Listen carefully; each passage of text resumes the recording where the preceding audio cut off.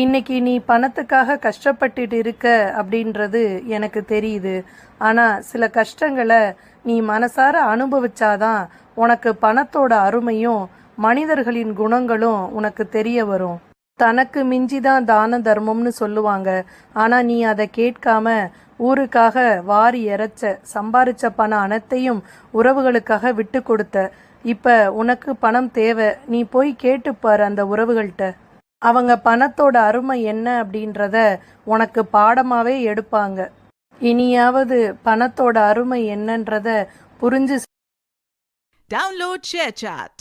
எனக்கு எப்படின்னா, simplicity is not important point. என்ன, இப்போது நமக்கு வாழ்க்கையில் எப்போதுமே ஒரு வாய்மை வேண்டும்.